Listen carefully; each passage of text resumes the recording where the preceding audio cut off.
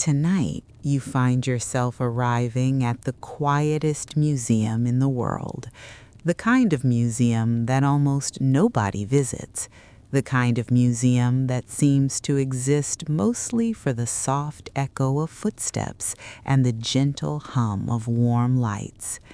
And outside, there is a steady drizzle, not dramatic rain, not stormy rain, just the calm, patient sound of water falling in a slow and consistent rhythm. And you step inside through a heavy glass door that closes behind you with a soft, polite click. And immediately the air feels different, slightly warmer, slightly drier, carrying the faint scent of old paper, clean stone, and something quietly comforting, like a building that has been cared for a long time without needing attention. And the front desk is empty except for a small lamp with a beige shade and a little sign that says, "Welcome, please take your time." And you do take your time, because in this museum there is no hurry at all. And you notice your shoes make a gentle sound on the polished floor, a soft tap that becomes quieter as you walk deeper into the lobby. And the lobby is simple, almost boring, with a long bench, a coat rack, and a row of brochures that list exhibits in the most neutral language possible. And you pick one up and read it slowly, not because you need to, but because the act of reading something dull feels strangely soothing. And the brochure says the museum has several permanent collections, including the Hall of Everyday Objects, the Gallery of Quiet Landscapes, the Archive of Gentle Letters, the Wing of Small Machines, the Room of Gentle Clocks, and the Basement Storage Tour.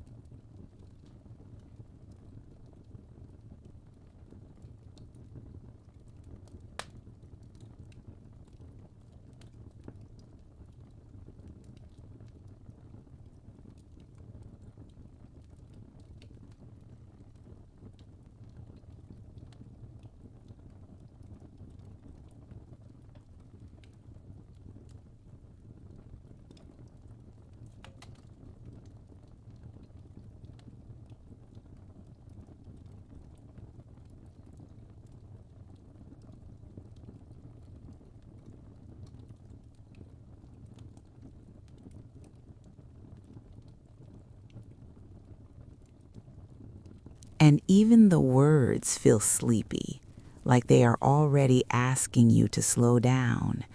And you fold the brochure carefully and slip it into your pocket. And then you walk toward the first gallery at the end of the hallway, where the lighting becomes softer and the air becomes even more still. And you pass a simple sign that says, "Please speak quietly." And there is nobody around to enforce it because the building itself enforces it, because the whole place feels like a soft whisper.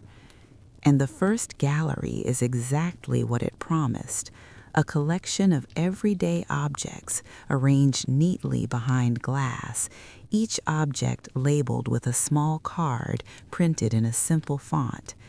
And the first object is a wooden spoon, and the label says "Wooden Spoon, Early 20th Century."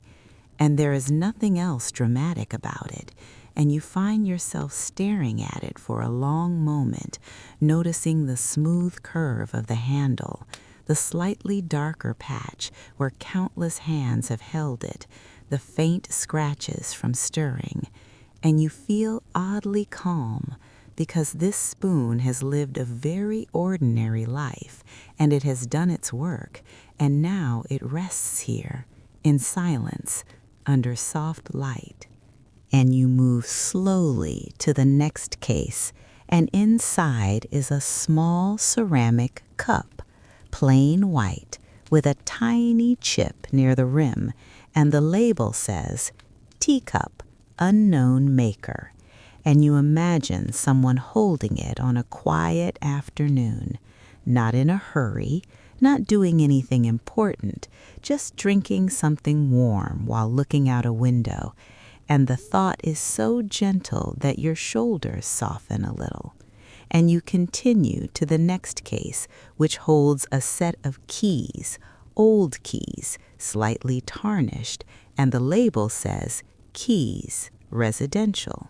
And you can almost hear the soft jingle they might have made, and you imagine them hanging on a hook near a door, and the door opening and closing every day.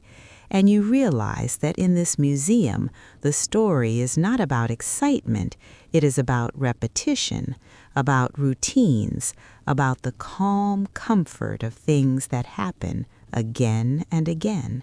And you walk along the glass cases, and you see a small notebook with a worn cover, a spool of thread, a pair of reading glasses with a thin metal frame, a simple brass button, a folded handkerchief, and a tiny paper map with creases that have been opened and closed many times, and every object feels like it has been chosen for how quietly it exists, for how gently it asks for nothing. And you notice that the rain outside continues, steady and soft, and you can hear it faintly through the high windows. And there is also the low hum of the building, the kind of sound that feels like a blanket. And you keep walking, and your footsteps seem to slow down on their own. And the next gallery is the Gallery of Quiet Landscapes, and here the paintings are large but not dramatic, mostly soft colors, muted greens, pale blues, gentle grays, and one painting shows an empty field under a cloudy sky, and another shows a small path through trees with no people on it, and another shows a lake with no ripples, and you stand in front of them, and the longer you look, the quieter your mind becomes, because there is nothing in these paintings that demands your attention, and that is the point. And you breathe slowly, and the air feels smooth as it enters your nose, and the exhale feels warm as it leaves. And you feel yourself sinking into the calmness of the space. And there is a bench in the middle of the room, upholstered in a simple fabric, and you sit down, and the bench is firm but comfortable, And you sit there for a while, not thinking much at all, just listening to the soft hum of the building and the faint sound of rain, and occasionally the quiet creak of the bench as you shift slightly. And you look at another painting, one that shows a small house with a light on in one window, and you imagine the inside of that house, quiet and warm, with someone reading or folding laundry or making tea, and you notice how sleepy these thoughts are, how gentle and slow, and you feel your eyelids grow heavier even though you are still awake. And eventually you stand again, and you walk into the next section, the archive of gentle letters. And this gallery is filled with glass cases containing old handwritten letters, each one carefully unfolded, each one written in neat cursive, and the lighting is even softer here, as if the museum wants to protect the paper and also protect your mind from sharpness. And you lean in slightly to read the first letter, and it begins with "Dear Friend," and the handwriting is calm and consistent. And the letter is about very ordinary things, about the weather,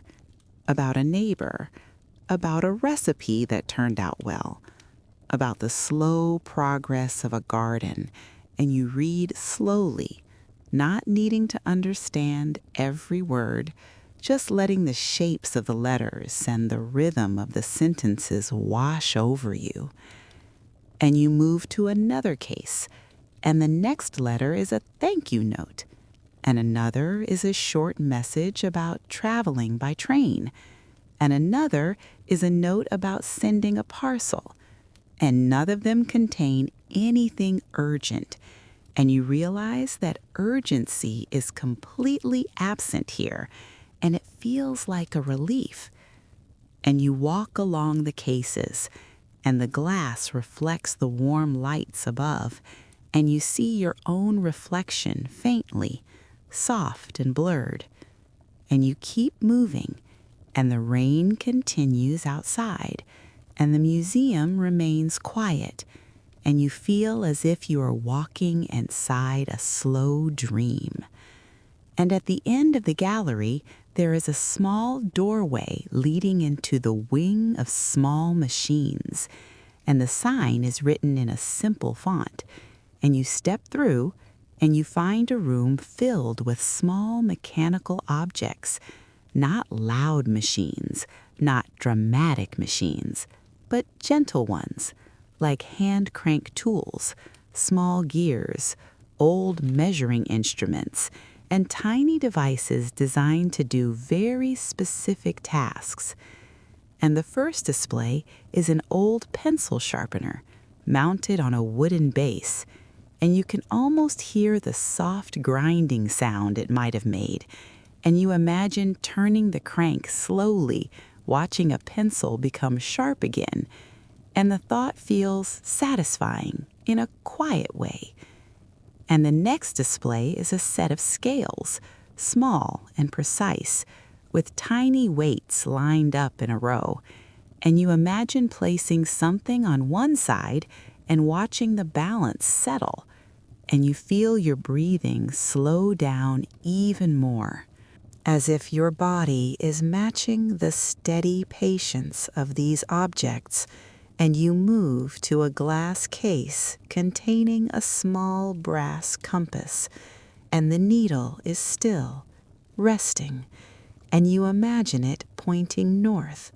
always pointing north, no matter what. And you think about how calming it is to have something that simply does what it does, without question, without stress. And then you continue to the next case, and you see a small metronome, and it is not moving, it is just sitting there, and the label says, "Metronome, mid-20th century," and you imagine the gentle tick-tock it might have made, and you imagine it keeping time for someone practicing piano in a quiet room, and you imagine the same notes being played again and again, slowly, improving, patiently, and you notice that patience is a theme here, and you walk slowly to the next room, the room of gentle clocks, and this room is filled with clocks, but none of them are loud, and none of them chime, and the museum has arranged them so that they are all still, all quiet, as if they are sleeping, and you see a tall clock with a wooden case, a small clock with a porcelain face, a simple travel clock, and a few pocket watches, and each one is displayed like a peaceful artifact. And you stand there and look at them, and you notice how the idea of time feels different in this room, because time is not being announced, it is not being measured loudly, it is simply existing. And you breathe in slowly and breathe out slowly, and you imagine time as something soft, like mist, like fog, something you can move through without resistance. And then you notice a small sign in the corner that says Basement Storage Tour, and you smile faintly because the words Basement Storage Tour sound like the least exciting thing you could do. And that is exactly why it sounds perfect. And you walk toward a small staircase, and the staircase leads downward, and the steps are covered in a simple carpet that muffles your footsteps, and you go down slowly, one step at a time, and the air becomes slightly cooler, and you can smell something faintly dusty, like cardboard boxes and old wood. And when you reach the bottom, you find yourself in a long hallway with storage rooms on either side, and the lighting is dimmer but still warm, and the hallway is very quiet, and you can hear the rain more clearly down here because the basement windows are closer to the ground. And you walk along the hallway, and you see a door slightly open, and inside there are shelves, and on the shelves are labeled boxes, and the labels are neat, and they say things like paper materials, textile samples, exhibition frames, spare light bulbs, and miscellaneous objects. And you stand in the doorway and look at the shelves, and the sight of everything being organized in such a plain, practical way makes your mind feel even quieter. And you step inside, and the room smells like cardboard and clean air, and you walk between the shelves slowly, and you read the labels, and the labels are wonderfully boring, and you find a box labeled glass stoppers, and another labeled small wooden blocks, and another labeled old brochure drafts. And you imagine the people who once worked here quietly sorting these things, writing labels, stacking boxes, doing slow, careful work, and you feel sleepy, and you move to another shelf, and you see a row of rolled posters tied with string, and the strings are simple, and the posters are likely announcements for exhibitions that are long finished, and you imagine them being printed, hung, taken down, rolled up again, and stored.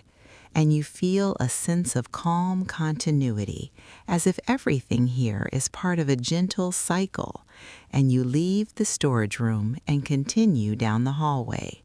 and you find another room, and this one contains spare display stands folded neatly, and a small cart with wheels, and a few empty glass cases covered in cloth. And the cloths are a soft gray, and they drape over the cases like sleeping blankets. And you stand there for a moment and listen to the building, and the building is quiet, and the rain is steady, and your breathing is slow, and you feel your body becoming heavy as if you are being gently pulled toward sleep. And you continue walking, and you find a small room at the end of the hallway, and inside is a chair, a simple chair, and a small table. And on the table is a notebook, and the notebook is open to a page that has a simple list written on it. And the list says things like, check lights, dust shelves, replace brochures, and it is the kind of list that feels completely non-threatening, completely manageable. And you imagine someone sitting here quietly, writing this list, sipping tea, listening to rain, and you feel a deep sense of peace. And you sit in the chair for a moment, and the chair is sturdy, and you rest your hands on your lap, and you listen to the rain, and you breathe, and you do not need to do anything else. And you notice the gentle hum of the building, and you notice the soft stillness in your body. And you let your eyelids feel heavy, and you imagine that the museum itself is slowly falling asleep around you, the galleries above, the objects behind glass, the paintings, the letters, the clocks, all resting quietly in the dark. And you imagine the warm lights dimming slightly, not suddenly, but gradually, like evening settling in. And you imagine the rain continuing outside, steady and soft, and you imagine yourself becoming part of this quiet place, part of its calm routine. And after a while, you stand again, slowly, and you walk back toward the staircase, and you go up one step at a time, and each step feels slow and gentle. And when you return to the main floor, the galleries feel even quieter than before, and the lobby is still empty, and the lamp at the desk still glows warmly, and you walk past it, and you pause by the bench, and you sit for a moment, and you listen, and you breathe, and you feel the calmness settle deeper in your chest and belly, and you imagine that every breath is like a soft wave, and every exhale is like letting go, and you do not need to think about anything, and you do not need to plan anything, and you can simply rest, and the rain continues, and the museum remains quiet, and you feel yourself drifting and drifting and drifting, as if you are walking further and further into sleep, and eventually you stand and walk toward the glass door, and you open it gently, and the cool, damp air touches your face, and you hear the rain more clearly, and you step outside, and you feel the soft drizzle on your skin, and you walk slowly along the quiet street, and the world feels calm, and the lights are soft, and everything is still, and you know that you can carry this quiet with you, and you keep walking slowly, breathing gently, feeling your body heavy and relaxed, and letting sleep come closer and closer until you are ready to rest completely. And yet, even as you step into that soft, drifting space, the night is not quite finished with you, because the quiet museum remains in your memory, and as you continue walking through the gentle drizzle, you begin to imagine that perhaps there are still rooms you did not fully explore, still corners where the light pools softly against polished floors.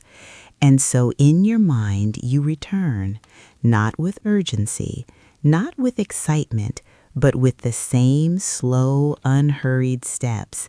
and you imagine yourself once again standing beneath the warm glow of the museum lobby lamp, noticing how the rain paints faint silver lines across the glass doors, and how the coat rack stands patiently in the corner, holding nothing at all.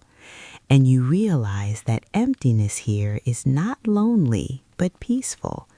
And you walk again toward the hall of everyday objects, and this time you linger even longer, noticing details you may have missed before. The fine grain in the wooden spoon, the tiny crackle in the glaze of the teacup,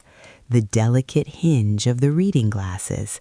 and you imagine the slow passing of years that carried these objects from daily use into quiet display. And you think about how many mornings began with that spoon stirring something warm, how many afternoons were softened by that cup, how many doors opened with those keys, and the repetition of those simple actions feels like a lullaby, steady and predictable. And you move on to a new case you had not examined closely before, and inside is a simple wool scarf folded neatly, and the label says winter scarf, hand knit.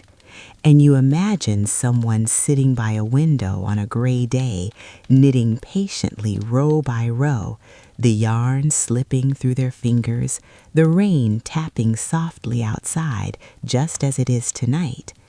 And you feel the rhythm of knitting in your own breathing, in and out,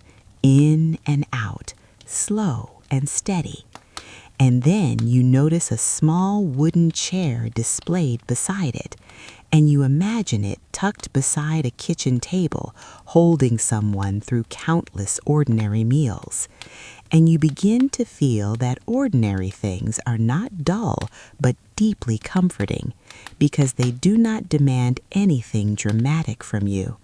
And as you wander once more into the gallery of quiet landscapes, you discover a painting you had overlooked, one that shows a narrow country road disappearing into fog. And the fog is pale and gentle, and you imagine walking along that road without any destination, simply enjoying the cool, damp air and the soft sound of your own footsteps. And you sit again on the bench, and the bench seems even more comfortable now, as if it recognizes you. And you allow your gaze to blur slightly so that the edges of the painting soften and the colors blend. And your breathing slows naturally, and you listen to the imagined rain on the museum roof, steady and calm, and you feel the weight of your body sinking into the bench.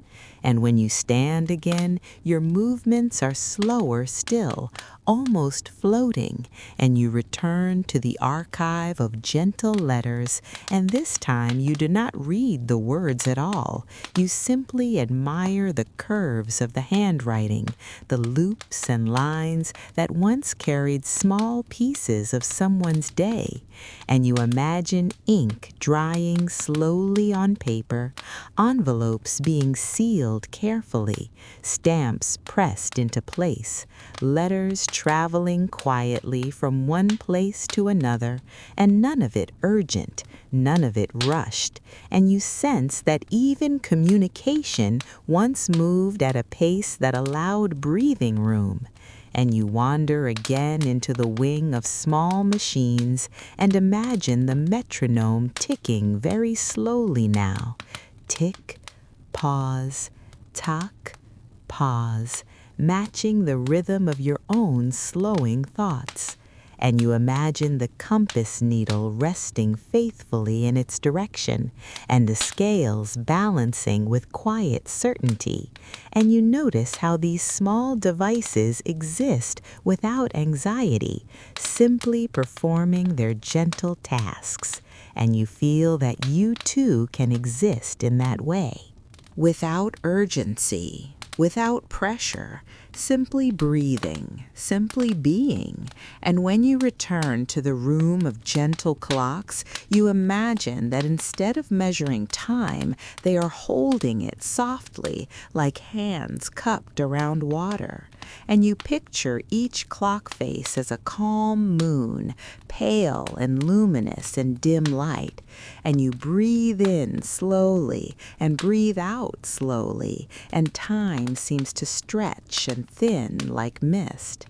And eventually you drift once more toward the staircase leading to the basement, and the descent feels even softer this time, each carpeted step absorbing the faintest sound, and the cool air below wraps around you like a quiet blanket. And you walk again past the labeled boxes, but now you move even more slowly, pausing at each shelf, reading each word as though it were poetry.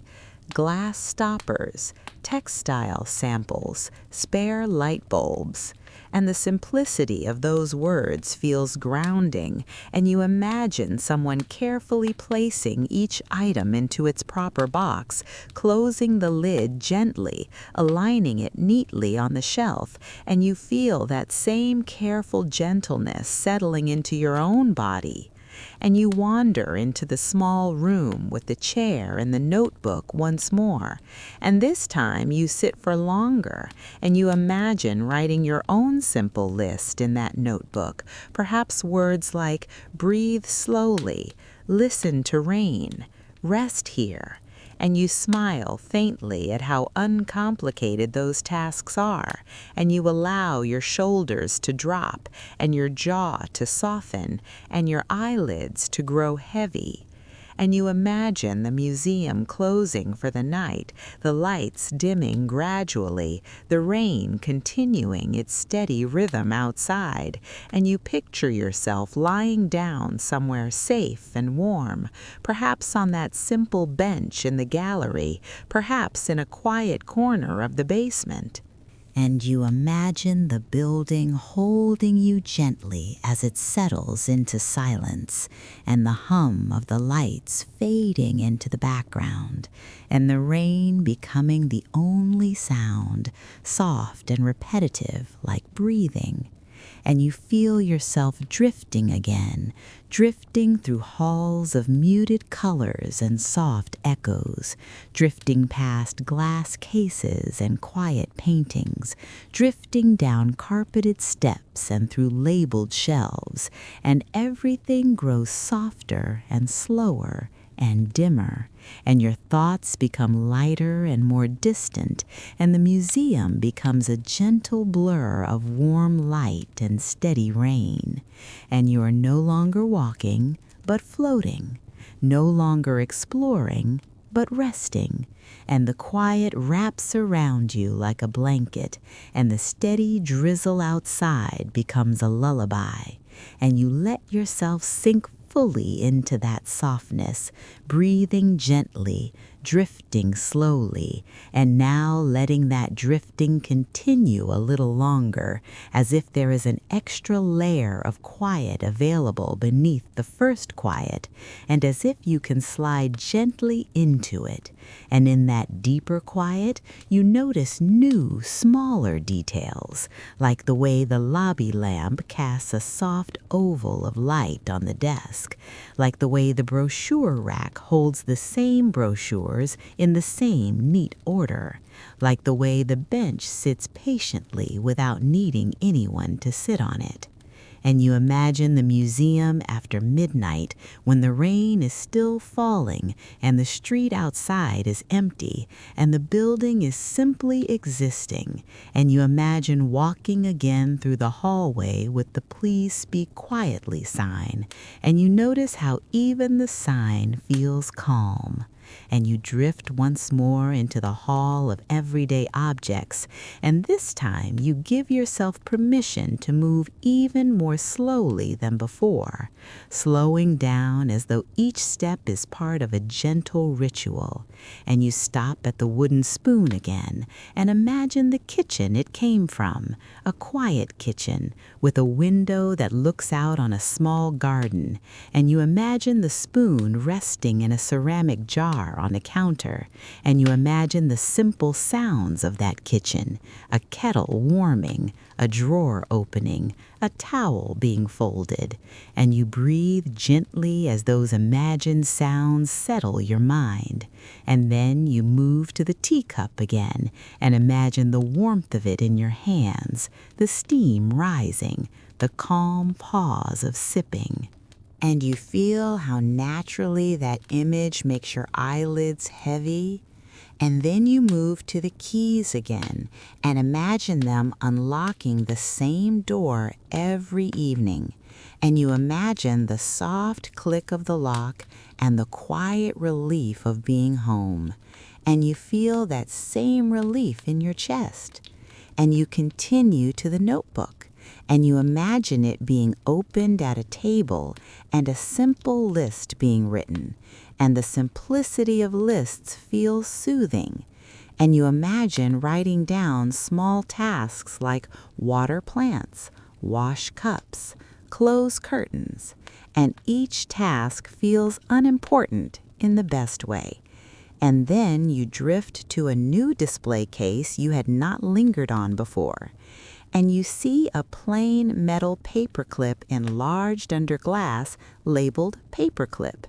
And the idea of a paperclip being displayed like a treasure makes you smile faintly, because it is so ordinary. And you imagine it holding a small stack of papers together, and you imagine those papers being carried carefully from one room to another,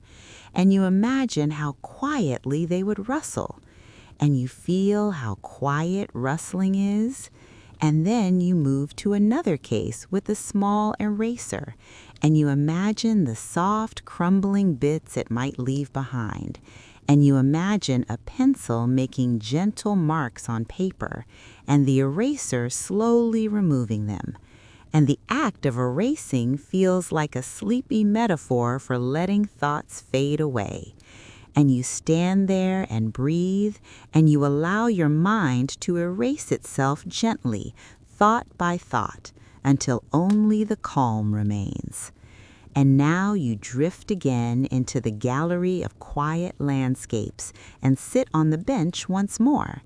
And you let your gaze soften, and you look at the painting of the foggy road, and you imagine walking on that road in slow motion, each step soft on damp ground, the fog cool on your cheeks, and the air smelling of wet leaves and earth. And you imagine that there is no destination at all, only the gentle rhythm of walking.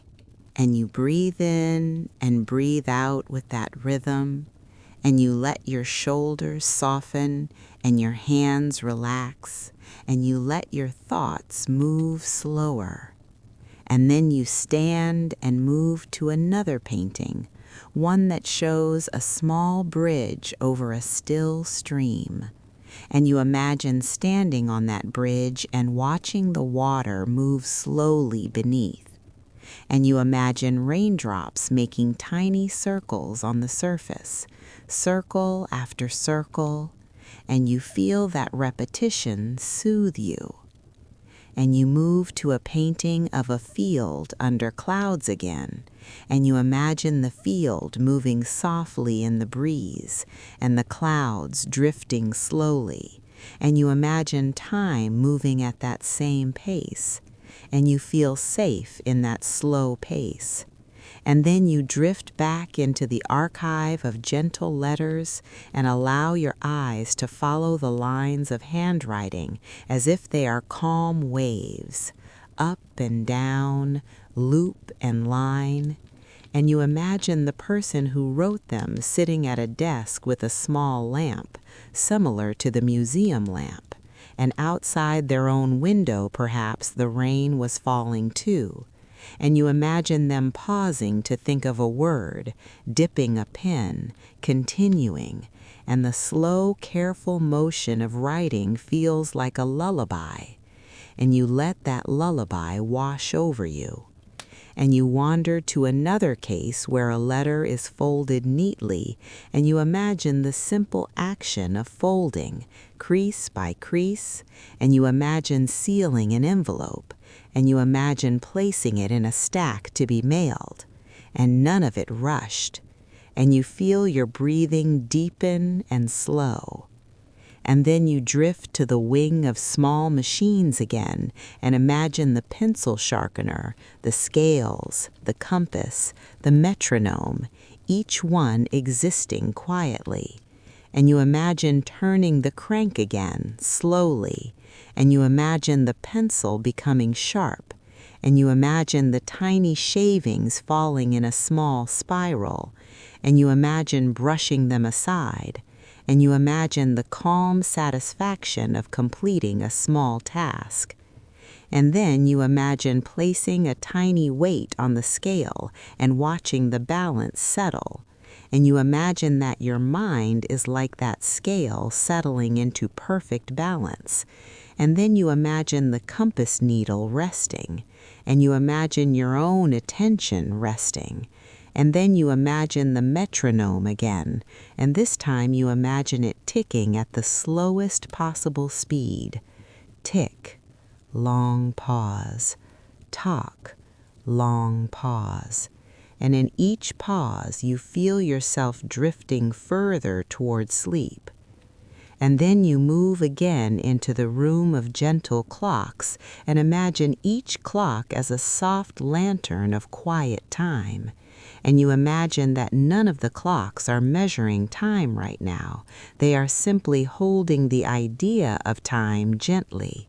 And you imagine the hands of the clocks moving very slowly, almost imperceptibly. And you imagine that you too can move that slowly in your thoughts. And then you begin to drift toward the basement again, and each step down the carpeted staircase feels like sinking deeper into comfort, deeper into quiet, deeper into the soft underground calm. And you walk the hallway again, and the boxes are still there, and you read the labels again, and each label feels like a soft monotone phrase. Paper materials, textile samples, exhibition frames, spare light bulbs, miscellaneous objects. And you imagine the gentle work of organizing, and you imagine the slow motion of placing an object in a box, closing it, labeling it, and you imagine doing that with your own thoughts, placing them gently into boxes, closing the lids, setting them on shelves, and letting them rest there.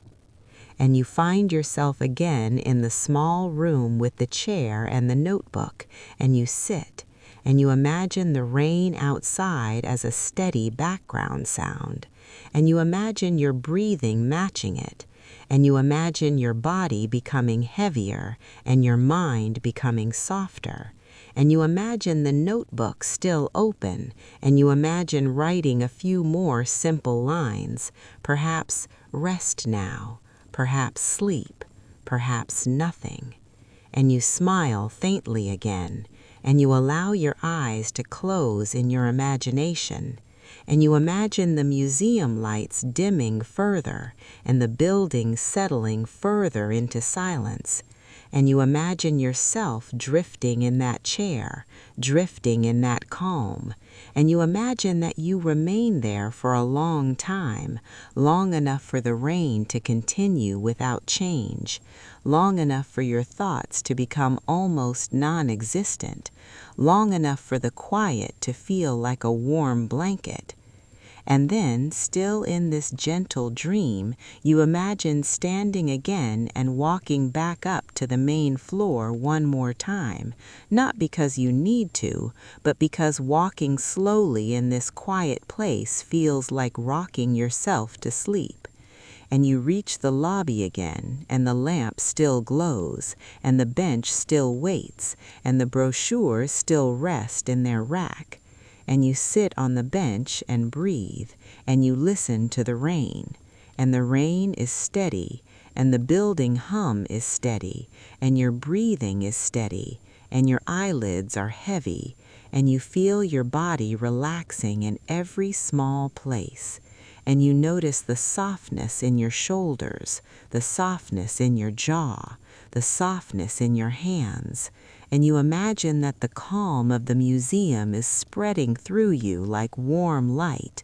and you sit there until the idea of standing up feels unnecessary, until the idea of leaving feels distant, and you allow yourself to drift again. And as you drift, you imagine the museum becoming simpler and simpler until it is only warm light and steady rain and soft silence.